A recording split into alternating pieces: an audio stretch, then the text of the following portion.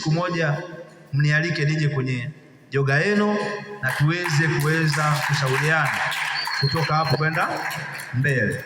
Inawezekana mgao wa leo hautawahusu, lakini ni sehemu ambao wa mashuhuda, si ndio Kwa hiyo msikasirike, si ndio? Msikasirike. Kwa hiyo ndugu mwenyekiti, na mambo kama mawili. La kwanza, yoga zetu zimechanganyika umri mbalimbali, si ndio Kuna wazee, kuna vijana, kuna watoto, kuna baba, kuna mama, kuna mtoto, kuna mkwe, kuna wakwe, kuna wakwe, lakini pia kwenye yoga vingine una mume na mke, na hiyo yote wala haiuzuii, si ndio? Kwa nini nimeongea hivyo? Na target kitu kimoja, kwamba hata nyimbo zetu ziwe za kizalendo zaidi. Sio, mnaelewa? Nyimbo zetu ziwe za kizalendo zaidi.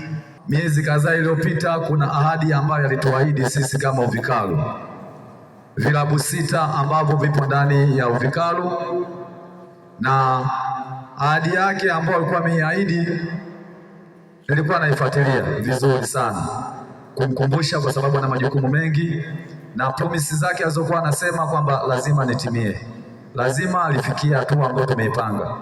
Na leo tunapoongea kwamba jezi ambazo alikuwa ameziahidi basi zote zimeweza kufikia. Makofi na vigelegele kwa mheshimiwa. Hizi jezi ameweza kuzileta mzione wana Uvikalu, lakini moja ambalo lipo mheshimiwa kwenye umoja wako ambao umeuandaa au uliweka kwa ajili ya kata za Lukobe, umeweza kuzaa matunda na kupata mtoto mmoja. Leo hii vilabu vipo 7 badala ya 6. Kwa hiyo vilabu ambavyo vilivyokuwa mwanzo vilikuwa vilabu 6, lakini mpaka sasa kuna kilabu kimezaliwa kutokana na Uvikalu, na bado watu wanatamani sana kujiunga, watu wa Morogoro mjini, watu wa Mkundi wanatamani kuja huko, lakini sisi lengo letu ni umoja wa kata ya Lukobe. Kwa hiyo tuliambia sisi lengo letu ni Lukobe. Kwa hiyo kilabu ambacho kimekuja nyuma yake kwenye vile vilabu kinaitwa New Generation. Ninaanza kumwambia mheshimiwa diwani kutoa asante. Aliahidi lakini akatekeleza kile alichokiahidi. Kwa siku ya leo tumekipata na tumekiona. Kwa upande mwingine tunasema kwamba kweli tumepata kijana shupavu anayeweza kututii, kutusikiliza shida zetu, na amekubali kutugaia ahadi yetu. Tunasema asante kwa kutimiza kile alichokiahidi kwa muda mrefu. Mpaka sasa tunashukuru sana, ametimiza zile jezi alizoziahidi kwa muda, ila mpaka sasa kazileta, tumeshakabidhiwa, zipo ndani, watu wanaendelea kugawa jezi.